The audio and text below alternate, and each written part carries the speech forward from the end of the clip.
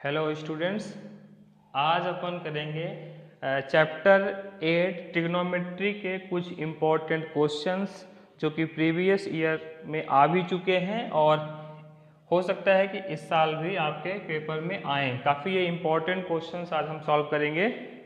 ठीक है, एनसीईआरटी के सोल्यूशन तो अपन ने कर लिए थे। आज कुछ क्वेश्चंस हैं जो कि इम्पोर्टेंट हैं। जैसे क्वेश्चन नंबर 1 है, if sec A equal to x plus 1 upon 4x, prove that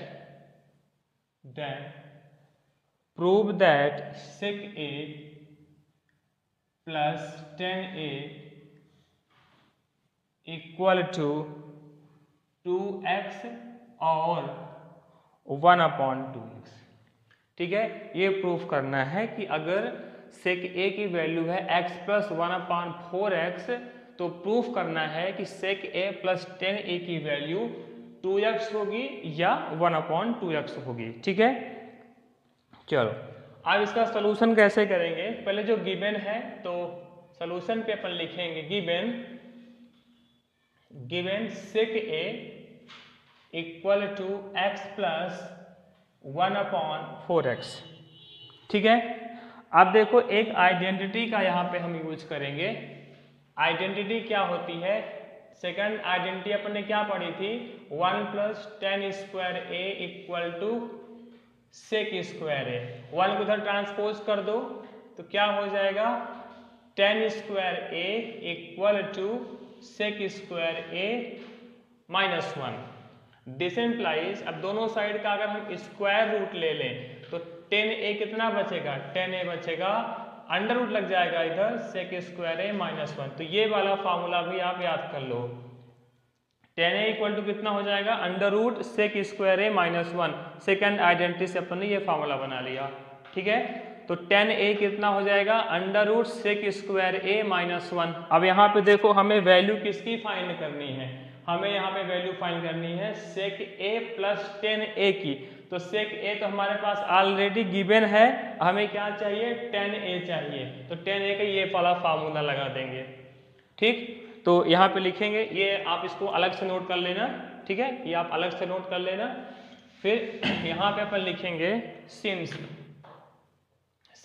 direct इसको यूज करेंगे। Since 10a equal to under root sec square a minus 1, sec square a minus 1, ये formula हो गया। अब value को रख दो। सेक स्क्वायर ए की वैल्यू कितनी है? सेक ए की वैल्यू कितनी है? उसकी वैल्यू है x plus 1 upon 4x, square लगा है तो होल स्क्वायर हो गया और माइनस 1 हो गया। अब यहाँ पे क्या लगेगा? a प्लस बी का होल स्क्वायर। ठीक है, यहाँ पे a प्लस बी का होल स्क्वायर की आइडेंटिटी क्या होती है? a square plus B square plus 2ab, यही फॉर्मूला है, आइडेंटिटी है। तो देखो a की वैल्यू कितनी है? x, b की वैल्यू कितनी है? 1 अपॉन 4x। तो क्या बन गया? ये बन जाएगा 10a equal to under root a square. a की वैल्यू x है तो x स्क्वायर हो गया, प्लस b स्क्वायर, b की वैल्यू कितनी है? 1 अपॉन 4x है तो 1 अपॉन 4x का स्क्वायर प्लस 2ab। तो 2a कितना है? x इंटू b कितना है? 1 अपॉन 4x है, प्लस 2ab और फिर माइनस 1 लास्ट में लिखा हुआ है तो माइनस 1 लिख दिया। क्लियर है? a प्लस बी का होल स्क्वायर अप्लाई कर दिया। अब यहां से देखो under root x square plus ये क्या हो जाएगा? 1 का स्क्वायर 1, 4 का स्क्वायर 16 और x का स्क्वायर x स्क्वायर प्लस अब यहाँ देखना न्यूमरेटर में x है और डिनोमिनेटर में भी x है, तो x और x कैंसिल हुआ। अब 2 1 जा 2 और 2 2 जा 4, केवल कितना बचा? हमारे पास बचा 1 अपॉन 2 और कितना बचा? माइनस 1। क्लियर? अब देखो यहाँ से इसमें ये जो अलजेब्रा की आइडेंटिटीज है ये अच्छे तरह से आपको आनी चाहिए, है ना। अब देखना कितना बचा? एक्स स्क्वायर प्लस, अगर हम इसको 1 अपॉन 4x को होल स्क्वायर ही रहने देते तो बेटर रहता, इसको वैसे ही एज इट इज ही रहने दो। ठीक है, अब देखो ये वाली क्वांटिटी देखो, इसमें x वाले नहीं है ना, तो 1/2 और -1, इसका अपन क्या करेंगे, एलसीएम लेंगे। तो 2 और 1 का एलसीएम कितना आएगा, 2 आएगा। ठीक, अब क्या हुआ, 1 और -2 हो जाएगा, ये आया। ठीक है, एलसीएम लेकर के कितना बना यहाँ पे, √x² प्लस 1/4x का होल स्क्वायर माइनस, अब देखो 1 में 2 को माइनस करेंगे तो -1 आएगा, तो -1/2 आया, इतना आ गया। अब हमें ये देखना है कि वैल्यू है किसकी। ठीक है, ये वैल्यू है किसकी। तो यहाँ पे अगर आप देखोगे, अगर हम इसको a मान लें और इसको b मान लें, ध्यान से देखो, जैसे हमने यहाँ पे लगाया था, यहाँ पे देखो a प्लस बी का होल स्क्वायर लगाया था। ठीक है, a प्लस बी का होल स्क्वायर लगाया, तो ये वैल्यू आई थी, क्या आई थी, x² प्लस 1/4x का होल स्क्वायर प्लस 1/2 आ गया था, x कट गया था। तो यहाँ पर भी सेम देखो क्या बनेगा, देखो x² प्लस 1/4x का होल स्क्वायर, तो ये बन गया a² प्लस b²। देखो यहाँ पे a प्लस बी का होल स्क्वायर था, तो यहाँ पे कितना आया था, प्लस 1/2 आया था। देखो प्लस 1/2 बचा था ना यहाँ पे, तो a² प्लस b² ये प्लस 2ab बन गया था। देखो 2ab सिंप्लीफाई करने के बाद कितना आया था, plus 1/2, meaning a plus B का होल स्क्वायर बना।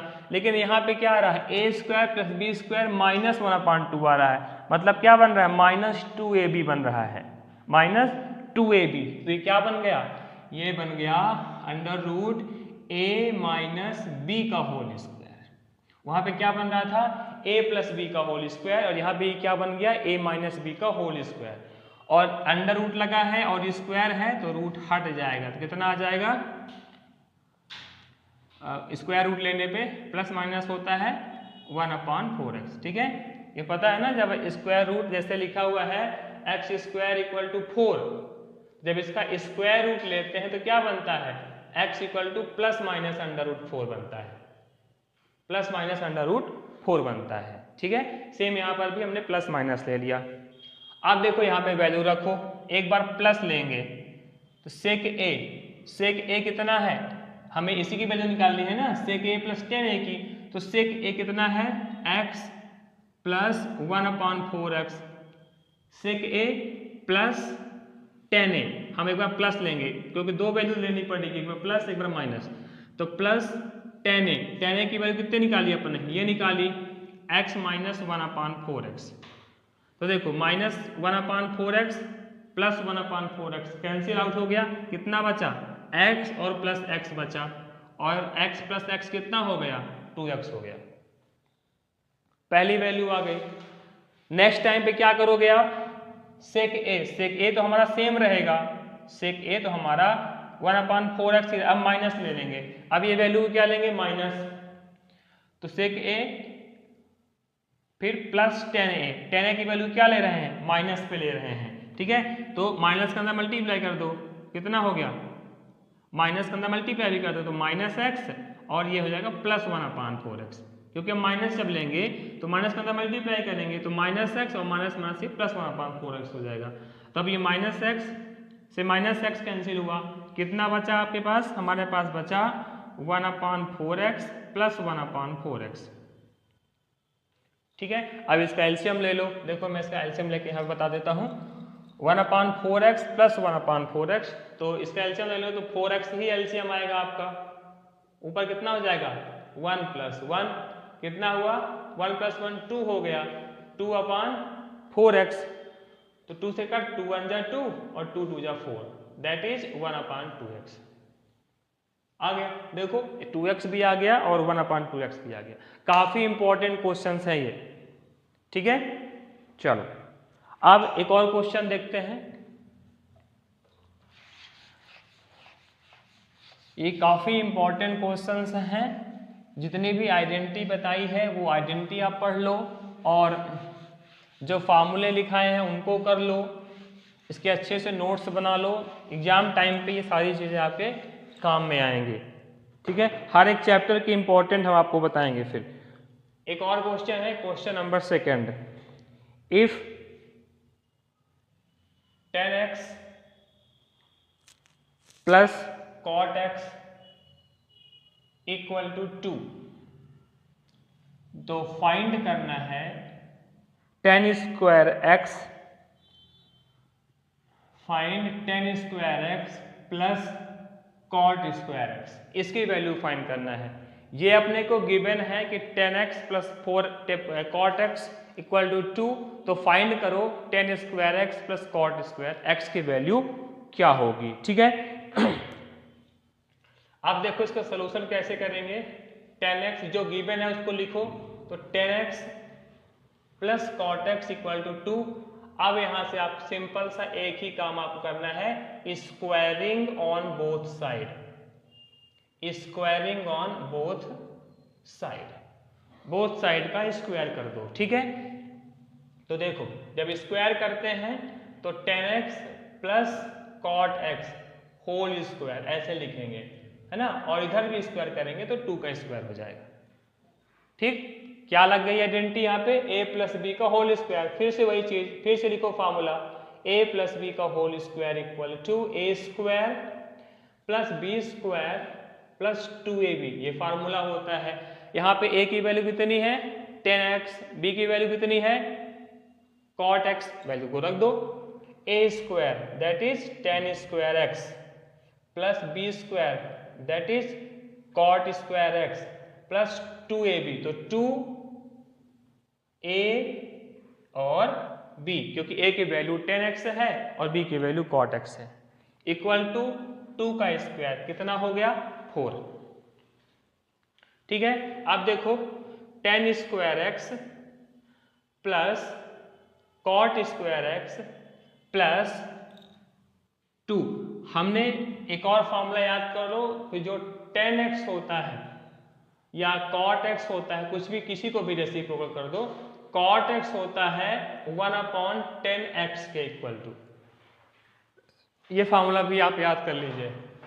ठीक है, cot x होता है 1/10x के इक्वल, तो 2 यहाँ पे 10x और cot x के प्लेस पे लिख देंगे 1/10x, ये हो गया 1/10x इक्वल टू कितना है 4।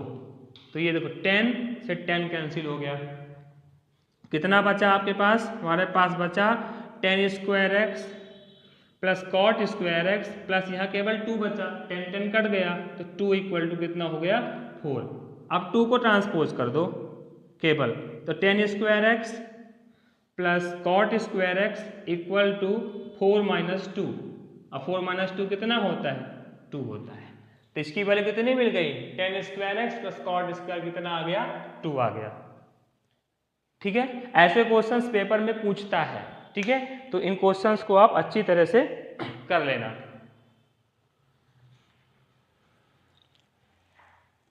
चल नेक्स्ट एक क्वेश्चन और करेंगे। देखो इस क्वेश्चंस को कैसे सॉल्व करेंगे, ये भी इंपॉर्टेंट क्वेश्चन है। क्वेश्चन है if sin x plus cos x, if cos x plus sin x equal to √2 cos x, ठीक है, देन फाइंड cot x, तो cot x क्या होगा।